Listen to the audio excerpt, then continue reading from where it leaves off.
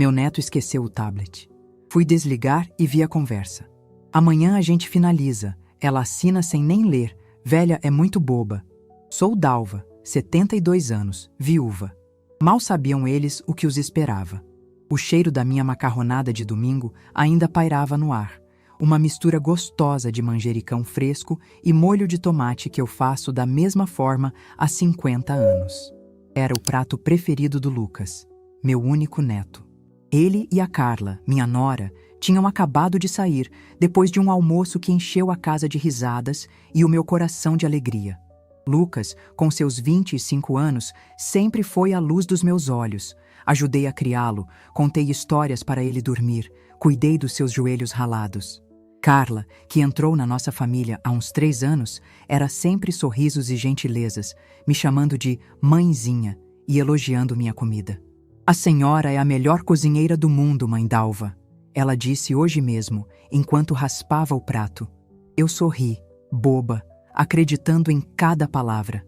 A gente que é mãe e avó tem o coração mole, feito pudim de leite. A gente quer acreditar no melhor das pessoas que a gente ama. Eles se despediram com beijos e promessas de voltar no dia seguinte para um café. Temos uma surpresa para a senhora, avó, disse o Lucas, com aquele brilho no olhar que eu tanto conhecia. Me disseram que era sobre uns papéis, uma oportunidade para facilitar a vida da senhora, para que eu não precisasse me preocupar com burocracia. Confiei, como sempre confiei. Para mim, a palavra deles bastava. Depois que fechei a porta, a casa ficou silenciosa demais. O eco das vozes deles ainda parecia flutuar pela sala. Fui arrumar a mesa, sentindo aquela satisfação de um domingo bem passado. Foi quando eu vi, ali, esquecido no meu sofá de veludo, o tablet do Lucas. Peguei o aparelho com cuidado, pensando em como a tecnologia era complicada. Minha intenção era simples: desligar para não gastar a bateria. Mas a tela acendeu com um toque meu e estava aberta numa conversa. O nome no topo era o da Carla. A primeira frase que meus olhos leram foi a última que ela tinha mandado. Amanhã a gente finaliza. Ela assina sem nem ler. Velha é muito boba. O ar faltou nos meus pulmões. Senti o sangue fugir do meu rosto e minhas pernas fraquejarem. Tive que me sentar, ali mesmo, no sofá, com o tablet pesado nas minhas mãos. Minha primeira reação foi a negação. Devia ser um engano, uma brincadeira de mau gosto. Talvez estivessem falando de outra pessoa. Mas o coração da gente sabe. Ele aperta de um jeito que não deixa dúvida. Com os dedos trêmulos, rolei a tela para cima, para o começo daquela conversa. E a cada mensagem, um pedaço do meu mundo desmoronava. Conseguiu o extrato da conta dela? Perguntava o Lucas. Sim, ela tem um bom dinheiro guardado, mais do que eu pensava, respondeu a Carla, seguido por um emoji de um saquinho de dinheiro. E a cópia da escritura do apartamento como combinamos. Ótimo. O advogado que o meu amigo indicou já preparou a procuração. Com ela em mãos, a gente consegue transferir tudo. Ela nem vai perceber. A gente diz que é só para resolver as coisas do inventário do vô que ficaram pendentes.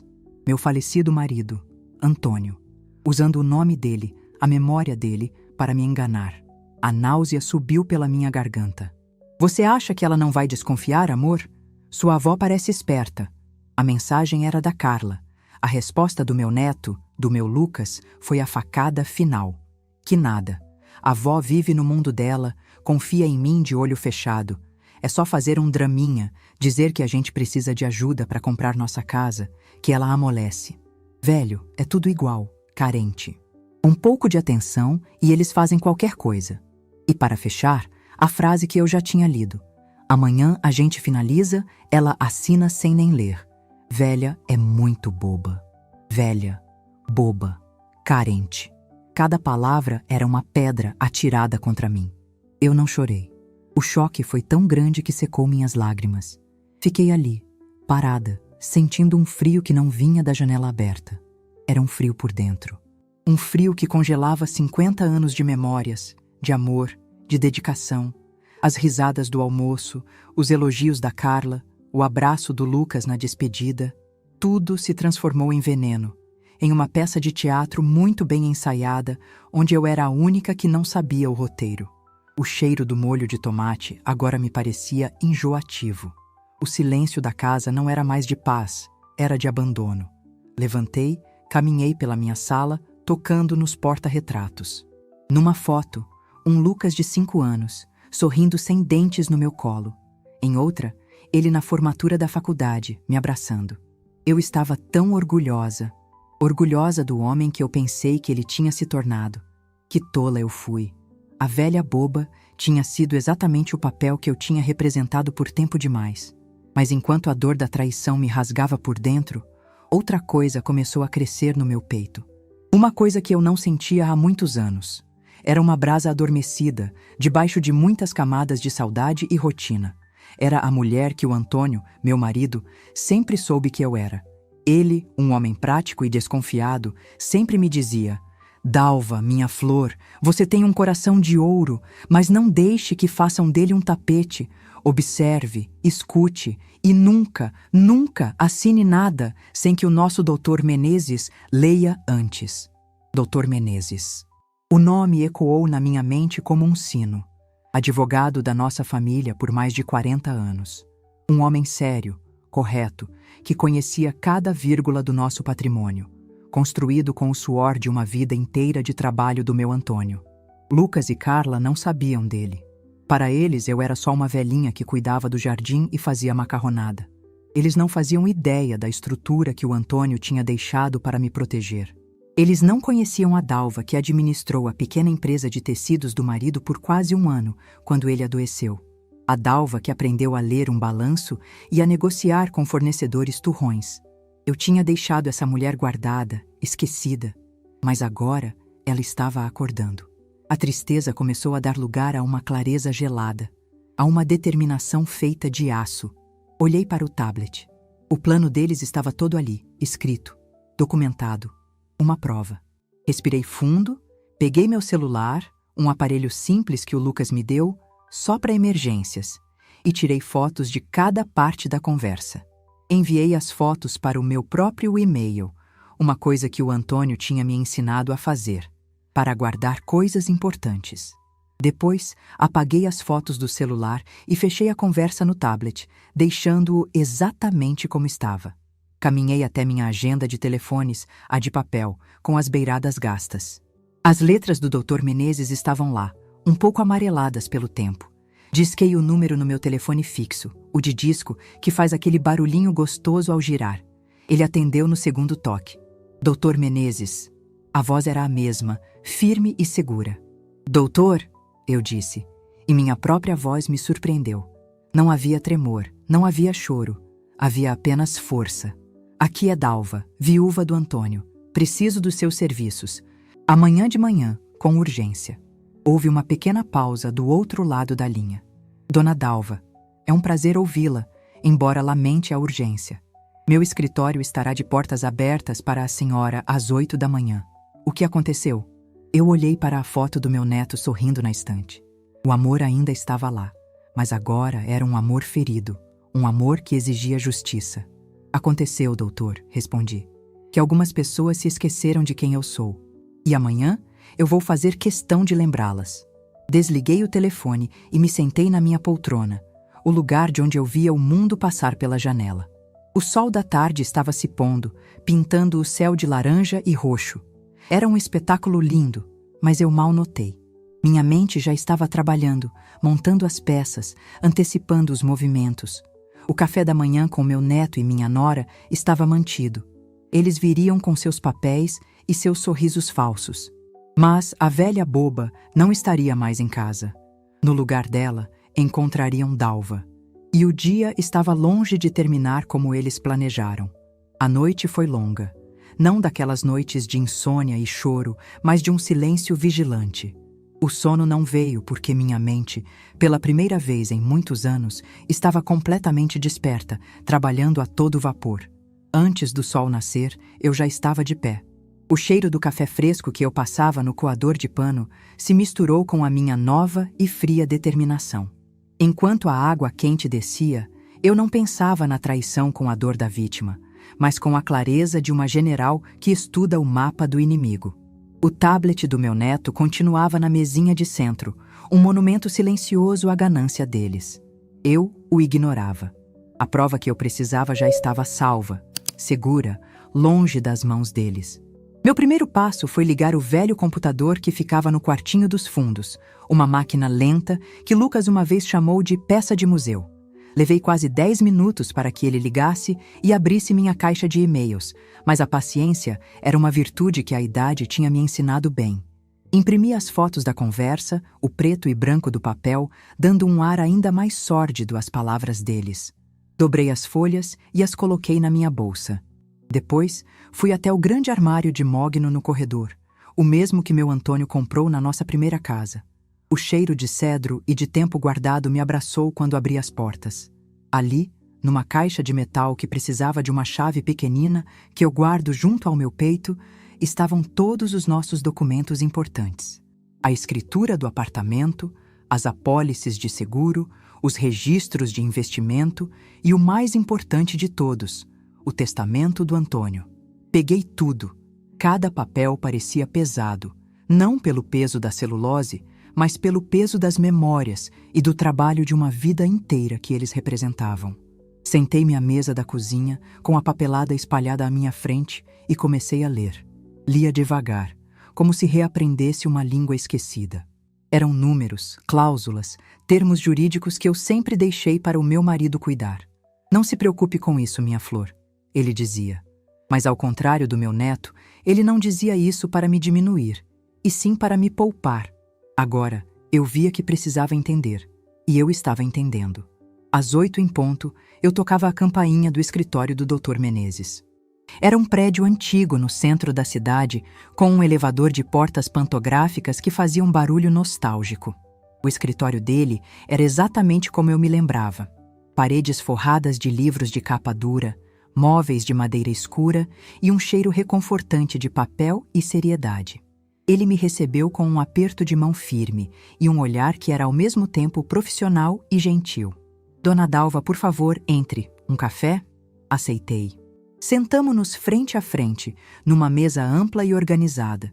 Coloquei sobre ela a pasta com os documentos e as folhas impressas da conversa do tablet. Ele pegou as folhas primeiro. Seus olhos, por trás dos óculos de aros finos, percorreram as linhas em silêncio. Sua expressão não mudou, mas eu vi um endurecimento sutil na sua mandíbula. Ao terminar, ele dobrou os papéis com precisão e os colocou de lado. Entendo a urgência, disse ele com a voz grave. Vil e, infelizmente, mais comum do que se imagina. Eu não sei o que fazer, doutor, menti. Na verdade, eu já sabia, mas precisava da confirmação dele, das armas que ele poderia me dar. Eles são a minha única família. Família não faz isso, dona Dalva, ele respondeu, com uma firmeza que me amparou. Agora, vejamos o que o Antônio fez para protegê-la. Ele sempre foi um homem à frente do seu tempo. Dr. Menezes abriu a pasta e começou a analisar os documentos, um por um. Foi então que o meu poder oculto começou a se revelar, não como algo que eu possuía, mas como um escudo que meu falecido marido, em seu infinito amor e sabedoria, tinha forjado para mim. Ah, aqui está, disse o advogado, apontando para uma cláusula na escritura do apartamento. Eu me lembrava disso. Antônio fez questão de colocar o imóvel numa coisa que chamamos de usufruto vitalício para a senhora. Ele fez uma pausa e me explicou, com a simplicidade que eu tanto apreciava. Isso quer dizer que o apartamento é seu para usar e gozar pelo resto da sua vida. Ninguém, absolutamente ninguém, pode tirá-la daqui ou vendê-lo sem o seu consentimento explícito. E, mais importante, ele ergueu um dedo.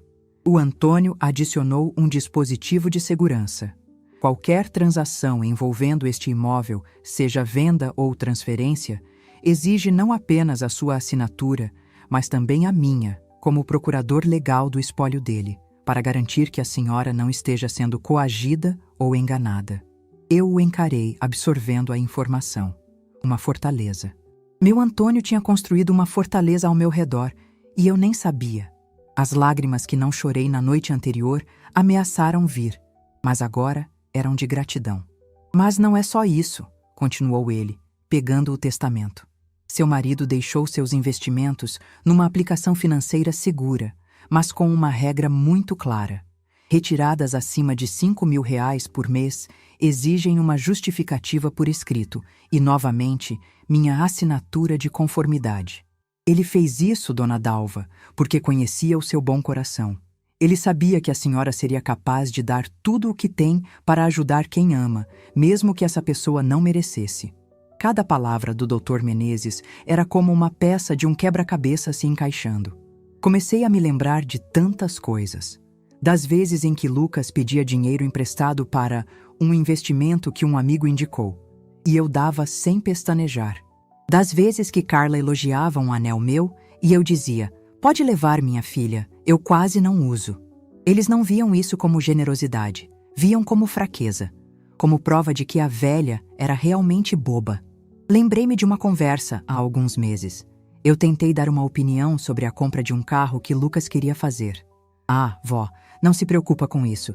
A senhora não entende de juros de financiamento. É complicado. Ele disse com um sorriso condescendente, me dando um beijo na testa, como se fala com uma criança. E eu me calei. Eu aceitei o papel que me deram. Era mais fácil, mais confortável, evitava conflitos.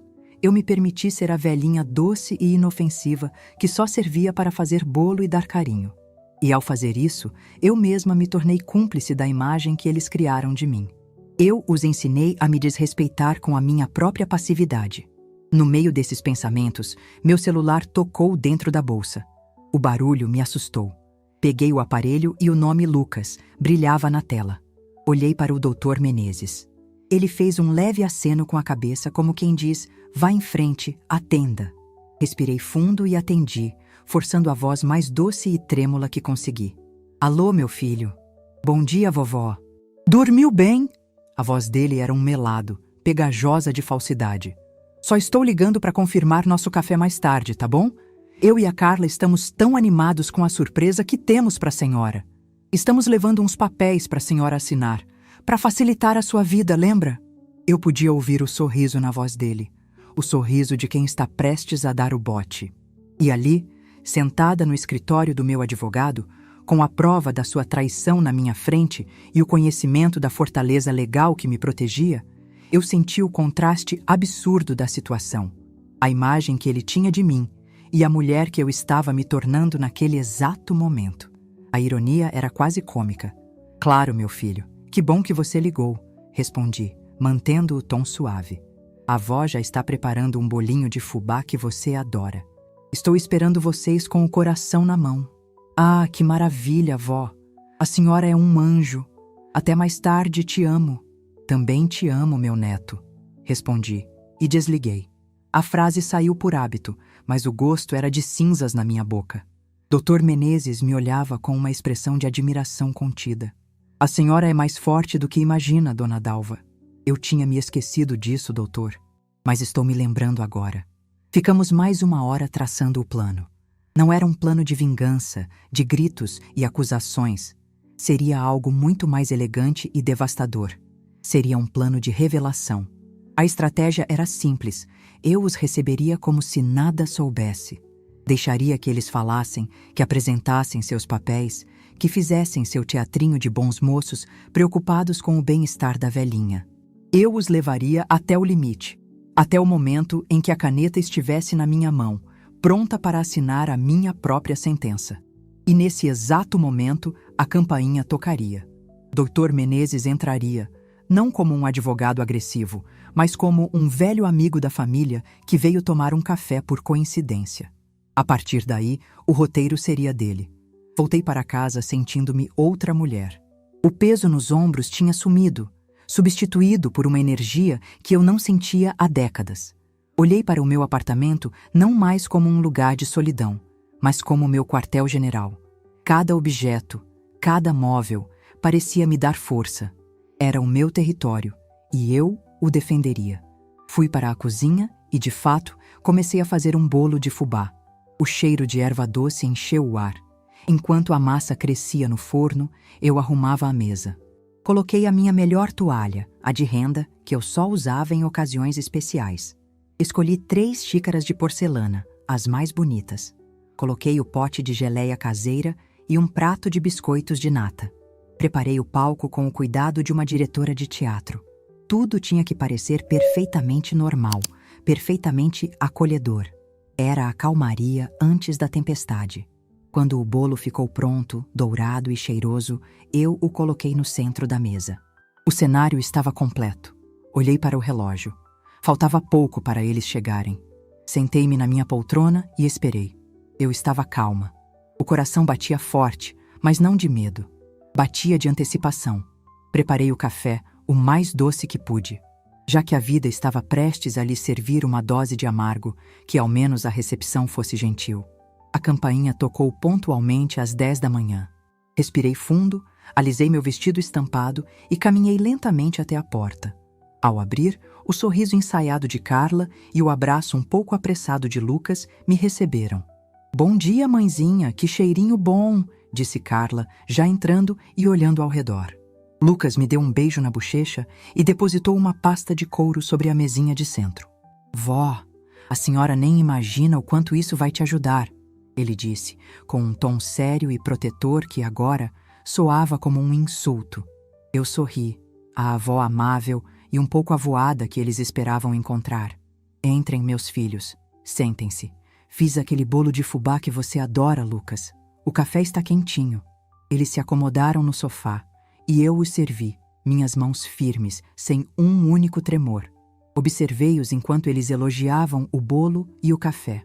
Eram bons atores, preciso admitir.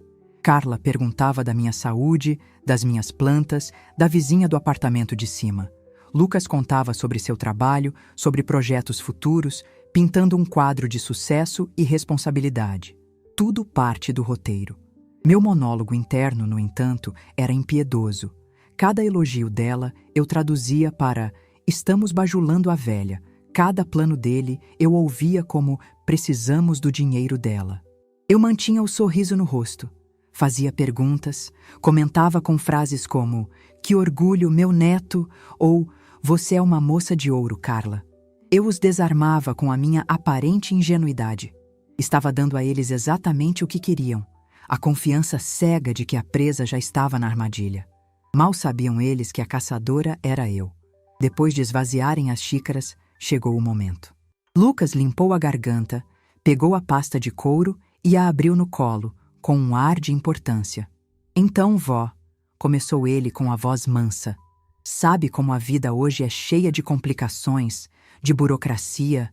A gente se preocupa muito com a senhora, tendo que lidar com banco, com contas, com as coisas do imóvel." Carla entrou na conversa, como haviam combinado. Sua voz era suave, quase um sussurro de preocupação. "A gente pensou num jeito de proteger a senhora, mãe Dalva, de cuidar de tudo para que a senhora só precise se preocupar em ser feliz e fazer seus bolos maravilhosos."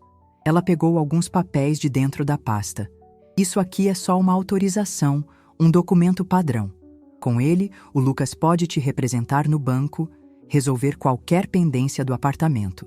É para simplificar, para o seu bem." Eles me estenderam os papéis. Eu os peguei, sentindo a textura lisa, o cheiro de tinta fresca da impressora.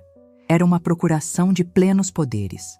Dava a eles o direito de vender, comprar, transferir, sacar, fazer o que quisessem com o meu patrimônio. A minha vida inteira, resumida em 3 folhas de papel. E eu tinha que assiná-la. Comecei a sentir um leve tremor de confusão nos olhos deles quando, em vez de pegar a caneta, eu comecei a ler o documento, ou a fingir que lia. Inclinei os papéis para perto da luz da janela, franzi a testa. "Nossa, que letrinhas miúdas", comentei. "Não consigo enxergar direito." "Não se preocupa, vó, eu leio para a senhora." Lucas se apressou em dizer. "É só o juridiquês de sempre. Basicamente, diz que eu sou seu procurador." "Ah, entendi", eu disse lentamente. "Uma procuração. Sabe, lembrei agora. É como aquela que o seu avô, que Deus o tenha, deixou com o doutor Menezes para cuidar das coisas da empresa quando ele ficou doente?" O nome Dr. Menezes pairou no ar da sala por um segundo. Vi a troca de olhares entre eles. Foi quase imperceptível. Um piscar de olhos mais demorado do que o normal. Confusão. Era o primeiro sinal de que algo saía do roteiro deles. "Dr. Menezes? Perguntou Carla com uma naturalidade forçada. Não conheço, amor. Seu avô comentou dele com você? Lucas balançou a cabeça um pouco rápido demais. Não me lembro. Deve ser coisa antiga, vó. Isso aqui é diferente. É mais moderno, mais simples. Ele tentava retomar o controle. Vamos, vó. É só assinar aqui embaixo. Depois a gente leva no cartório para reconhecer firma e pronto. Seus problemas acabaram. A pressão estava aumentando. Eu podia sentir a ansiedade deles, a pressa em finalizar, como dizia a mensagem. E eu os faria mergulhar ainda mais fundo na própria mentira. Peguei a caneta que ele me oferecia. Uma caneta bonita, dourada, provavelmente compraram para a ocasião. Segurei-a na mão e olhei para o espaço da assinatura. Então, com este papel, vocês podem vender o apartamento se precisarem? Perguntei, com a voz mais inocente que consegui produzir. O rosto de Carla se iluminou. Exatamente, mãe Dalva. Se um dia a senhora quiser se mudar para um lugar menor ou para perto da gente, fica tudo mais fácil. A gente vende este e compra outro para a senhora sem dor de cabeça. E o dinheiro do banco, da poupança do seu avô? Continuei. Também, vó, disse Lucas, já impaciente, apontando com o dedo para a linha pontilhada. A gente pode investir melhor para a senhora, fazer o dinheiro render. A senhora confia em mim, não confia? Confio, meu filho. Claro que confio, respondi, e olhei bem dentro dos olhos dele. E por um instante, a avó amorosa deu lugar à mulher que ele não conhecia. Meu olhar ficou firme, limpo, sem o filtro da idade que eles estavam acostumados a ver. A mudança foi sutil, mas poderosa. Vi a hesitação no rosto dele. Ele sentiu que alguma coisa estava diferente. O sorriso dele vacilou por uma fração de segundo. O momento pivotal havia chegado. Levei a ponta da caneta até o papel. O silêncio na sala era tão denso que eu podia ouvir a respiração deles. A mão de Carla estava apertando a própria coxa. Os olhos de Lucas estavam fixos na minha mão, na caneta, na assinatura que os separava do seu objetivo. Eles estavam na beira do precipício. Então, eu parei. Recolhi a mão e pousei a caneta ao lado dos papéis. Olhei para os dois, um de cada vez. O meu sorriso doce tinha desaparecido. Sabe, meu neto? Comecei com a voz calma, mas com um peso que não existia antes. Seu avô sempre foi um homem muito sábio. Ele me ensinou muitas coisas. E a mais importante foi: Dalva, nunca assine nada, nem a lista do supermercado, sem ler cada palavra. E na dúvida, sempre peça o conselho de um homem de confiança. No exato instante em que a última palavra saiu da minha boca, a campainha tocou. O som agudo cortou a tensão da sala como uma lâmina. Lucas e Carla deram um pulo no sofá, os olhos arregalados de susto e surpresa. O que eles não esperavam, em hipótese alguma, era uma interrupção. Eles se olharam, a confusão agora se transformando em alarme. Quem poderia ser? Eu me levantei, com uma calma que contrastava violentamente com o nervosismo deles. Ué, não estou esperando mais ninguém, eu disse, o que era a mais pura verdade. Eu não estava esperando, eu tinha planejado. Caminhei até a porta e a abri. Lá estava ele, Dr. Menezes, vestido num terno impecável, segurando uma pasta de couro muito parecida com a do meu neto. Doutor, que surpresa agradável! Eu exclamei, com uma alegria que não era de todo fingida. Entra, por favor. Virei-me para a sala e anunciei com um sorriso sereno no rosto. Lucas, Carla, olhem só que coincidência maravilhosa. Vejam quem veio me visitar. É o Dr. Menezes, o advogado da família há tantos anos. Acho que vocês não o conhecem, eram muito pequenos. Entra, doutor, senta com a gente. Aceita um pedaço de bolo de fubá? Os rostos do meu neto e da minha nora eram uma pintura do pânico. A cor sumiu de suas bochechas. Os sorrisos congelaram e se transformaram em máscaras de espanto. Eles se levantaram, desajeitados, enquanto o Dr. Menezes entrava na sala, cumprimentando-me com um aceno de cabeça e um olhar que dizia: "Está tudo sob controle." "Boa tarde", disse ele, com sua voz grave e imponente, dirigindo-se aos dois. Seu olhar passou por eles e pousou, por um instante, nos papéis sobre a mesa de centro. "Ora, Vejo que estão tratando de negócios. Espero não estar interrompendo nada importante. Lucas gaguejou. Não, de forma alguma. A gente só estava ajudando a vovó com umas coisas. Carla não conseguia falar. Apenas olhava do advogado para mim e de mim para o advogado, a sua mente visivelmente tentando processar o que estava acontecendo. Como aquela coincidência era possível? Quem era aquele homem? Que poder ele tinha? Naquele instante, olhando do meu rosto sereno para o rosto sério do advogado, eles finalmente entenderam. Entenderam que não era uma coincidência. Entenderam que a velha boba tinha uma carta na manga que eles jamais poderiam ter previsto. Entenderam que o jogo que pensavam estar ganhando com tanta facilidade nunca tinha sequer começado. O silêncio que se instalou na minha sala era uma coisa viva, pesada, que pressionava os ouvidos. Lucas e Carla estavam paralisados, os olhos fixos no Dr. Menezes, como dois bichos acuados diante de um predador que surgiu do nada. O ar casual e a coincidência forjada por mim evaporaram, deixando para trás uma tensão crua e palpável. Foi o advogado quem quebrou o gelo. Com a calma de quem domina completamente o ambiente, ele se aproximou da mesinha de centro e, sem pedir licença, pegou a procuração que eles haviam me entregue. A primeira consequência concreta para eles foi essa: a perda de posse do instrumento de seu golpe. O papel, que minutos antes era o símbolo do poder deles sobre mim, agora estava nas mãos de um especialista que o analisava sob a luz da janela. Procuração de amplos, gerais e irrestritos poderes, leu ele em voz alta, mais para si mesmo do que para os outros. Um documento bastante abrangente. Ele virou as folhas, seus olhos percorrendo as cláusulas com a rapidez de quem já leu centenas de documentos como aquele. Enquanto ele lia, eu retomei meu papel de anfitriã, movendo-me pela sala como se nada de extraordinário estivesse acontecendo. Doutor, o senhor não quer mesmo um cafezinho? Acabou de sair. E uma fatia de bolo? A normalidade dos meus gestos era uma arma psicológica. A cada segundo de silêncio do advogado, a cada gole de café que eu servia a mim mesma, o pânico deles crescia. Lucas finalmente encontrou a voz, embora ela tenha saído um pouco estrangulada. Olha, senhor. Menezes, não é? Acho que há um mal-entendido. Isso é só um papel de família. Para ajudar a vovó, entende? Ela mesma pediu. Coisa nossa. Ele tentou um sorriso, mas o que surgiu foi uma careta nervosa. Carla, vendo que a abordagem racional não funcionaria, partiu para o apelo emocional. Seus olhos se encheram de lágrimas, lágrimas de crocodilo que eu já tinha visto antes, quando ela queria alguma coisa. Mãe Dalva, disse ela, a voz embargada, ignorando o advogado e se virando para mim. Diga a ele. Diga que o senhor está entendendo tudo errado. Nós amamos a senhora.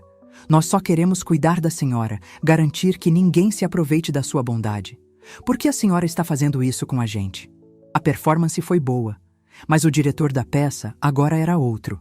Dr. Menezes dobrou os papéis e os colocou sobre a mesa com um baque suave, mas definitivo.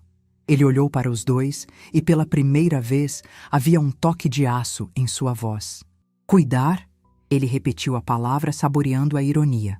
Vocês chamam de cuidado um documento que permite que vocês vendam o teto onde ela mora sem que ela possa dizer uma palavra?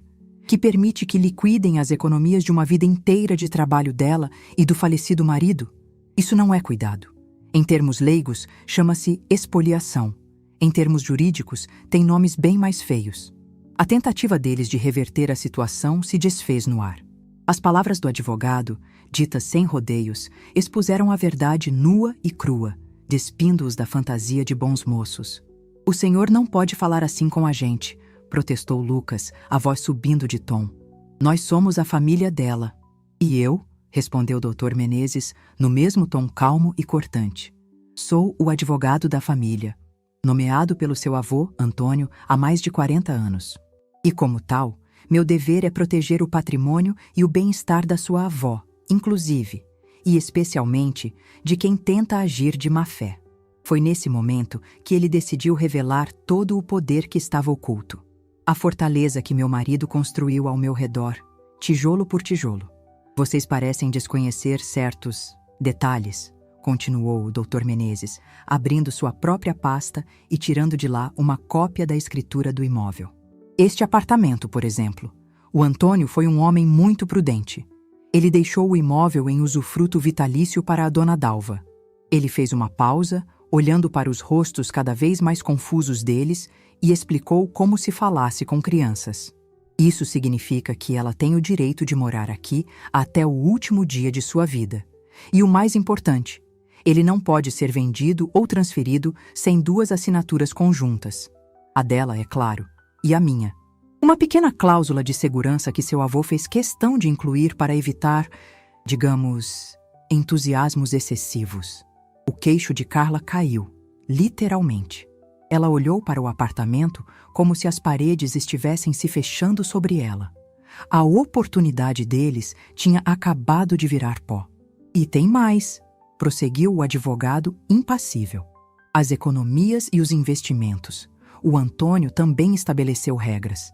Qualquer retirada mensal que exceda um valor estipulado para as despesas normais da dona Dalva exige uma justificativa plausível e, adivinhem só, a minha aprovação formal como administrador do espólio.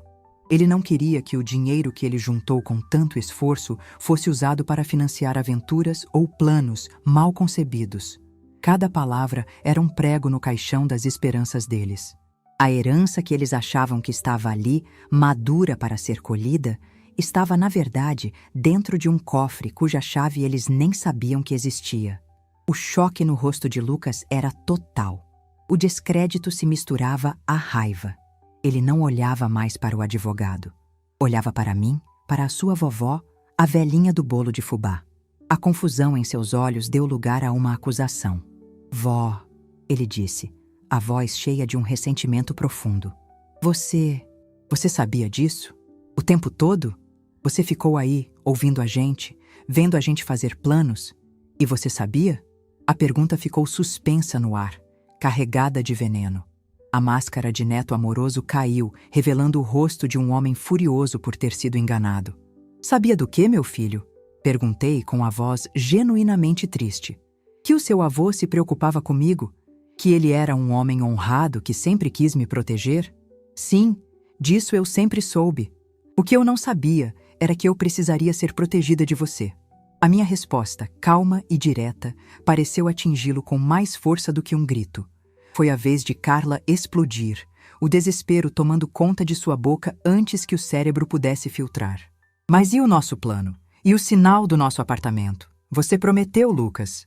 Você disse que era garantido, que era só ela assinar. O silêncio que se seguiu à confissão dela foi ainda mais pesado que o anterior. Ela tinha acabado de admitir tudo. A ganância, a premeditação, o objetivo final. Ela mesma tinha entregue a pá para cavar sua cova. Lucas fechou os olhos, derrotado. Não havia mais nada a ser dito. Não havia mais mentiras que pudessem encobrir a verdade.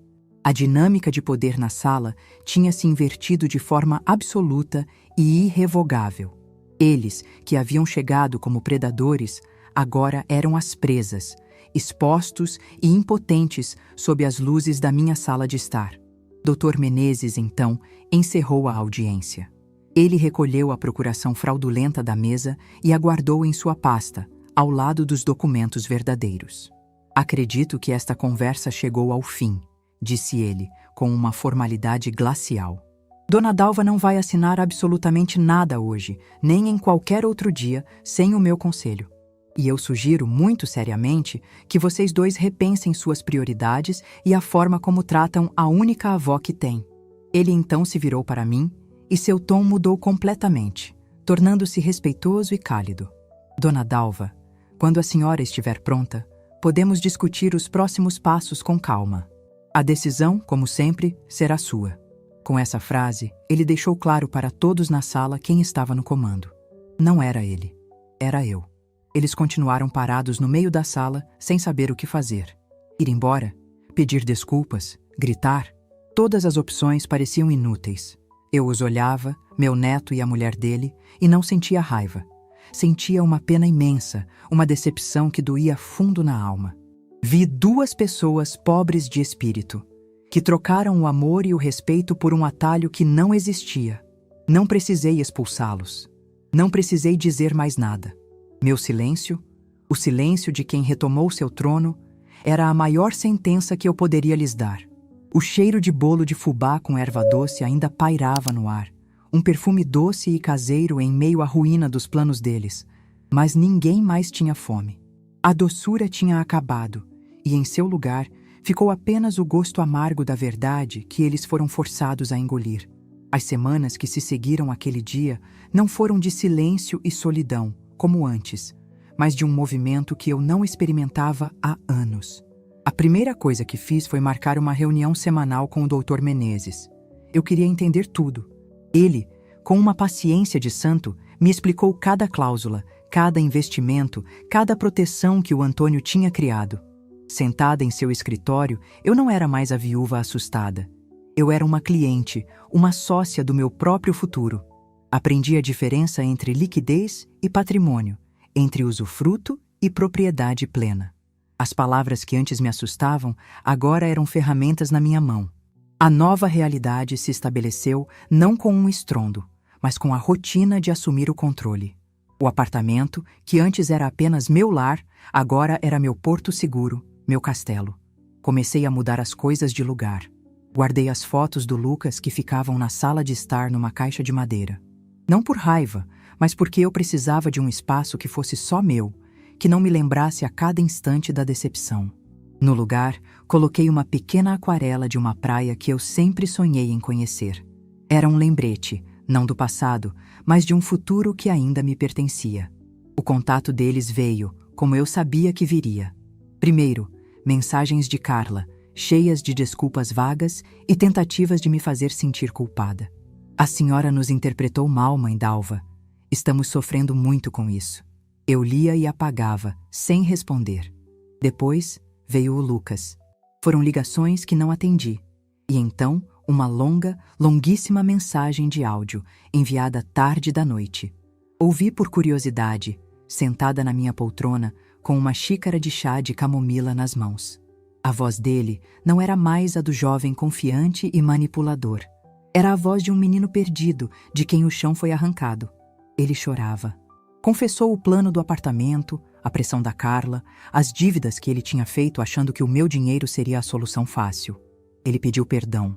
Um perdão desesperado de quem perdeu não só o pote de ouro, mas o mapa inteiro. Eu perdi a minha avó, ele dizia no final. Eu troquei a única pessoa que sempre me amou de verdade por uma besteira, por um atalho. Eu sou um idiota, avó. Me perdoa. Eu senti uma pontada de dor ao ouvi-lo. O amor de avó não morre, ele apenas se recolhe, ferido. Mas a pena não me cegou. A lição deles estava sendo aprendida da forma mais dura, através da consequência. A ganância os deixou sem nada, sem o meu dinheiro, sem a minha confiança e, o mais doloroso, sem o meu afeto. O apartamento que eles sonhavam comprar com a venda do meu se tornou um fantasma a assombrá-los. O futuro fácil que planejaram desmoronou. E agora, eles teriam que construir um de verdade, com o próprio suor e com a mancha da desonra que eles mesmos criaram. Se um dia eu os perdoaria? Talvez. Mas o perdão é um processo meu, não um alívio para a consciência deles. E pela primeira vez, eu estava priorizando a minha paz. Essa nova clareza me deu um propósito. Com a ajuda do Dr. Menezes, comecei a organizar minhas finanças de uma forma diferente. Decidi que o dinheiro que meu marido trabalhou tanto para juntar não ficaria parado, esperando ser alvo de oportunistas. Ele se tornaria um legado vivo. Criei uma pequena bolsa de estudos, com o nome do Antônio, para ajudar a pagar a faculdade de jovens de baixa renda do meu bairro. A primeira beneficiada foi a neta da minha vizinha, a dona Irene, uma menina brilhante que sonhava em ser médica e quase desistiu por falta de condições. Quando contei a ela, os seus olhos brilhando de lágrimas de alegria me deram uma satisfação que nenhuma bajulação do meu neto jamais me deu. O impacto foi imediato. A notícia se espalhou pela vizinhança. As pessoas não me olhavam mais como a viuvinha do Antônio, mas como Dona Dalva, a mulher que fazia a diferença. Eu estava transformando a tentativa de me diminuir em um ato de engrandecimento, não meu, mas da minha comunidade.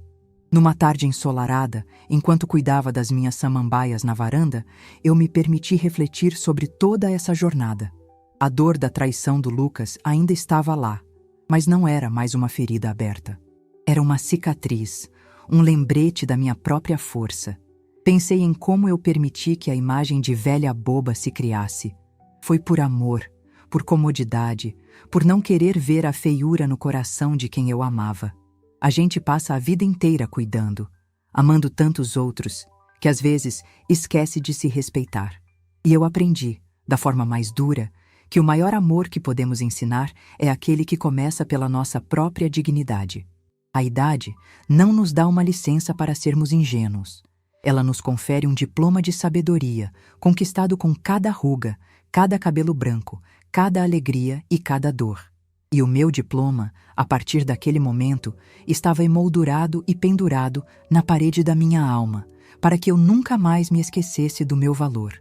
Meu futuro, que parecia ser apenas uma repetição de dias passados, agora se abria como um leque de possibilidades.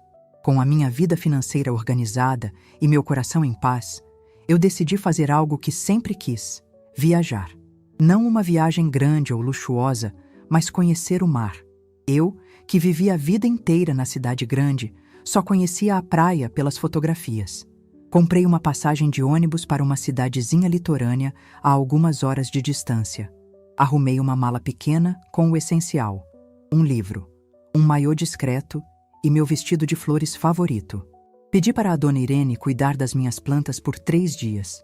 A ideia de acordar com o barulho das ondas, de sentir a areia nos pés, me enchia de uma alegria infantil. Não era sobre fugir, era sobre ir ao encontro de mim mesma. No dia da viagem, tranquei a porta do meu apartamento, o cenário da minha maior dor e da minha maior vitória. Olhei para ele por um instante e sorri. Aquele lugar não era mais uma gaiola dourada. Era o meu ninho, e eu podia voar dele sempre que quisesse, porque agora eu sabia que sempre teria para onde voltar. No caminho para a rodoviária, o sol da manhã entrava pela janela do táxi, aquecendo meu rosto. O mundo lá fora parecia mais colorido, mais vivo. Eu não era mais uma espectadora da vida, era a protagonista. Não sei o que o futuro me reserva. Talvez eu perdoe o Lucas. Talvez eu faça novas amizades. Talvez eu descubra uma nova paixão além das minhas samambaias. A única certeza é que não permitirei que ninguém, nunca mais, escreva a minha história por mim. A caneta está na minha mão. A porta do meu apartamento se fechou para a mentira, mas a janela da minha vida estava mais aberta do que nunca, e o sol que entrava por ela era só meu.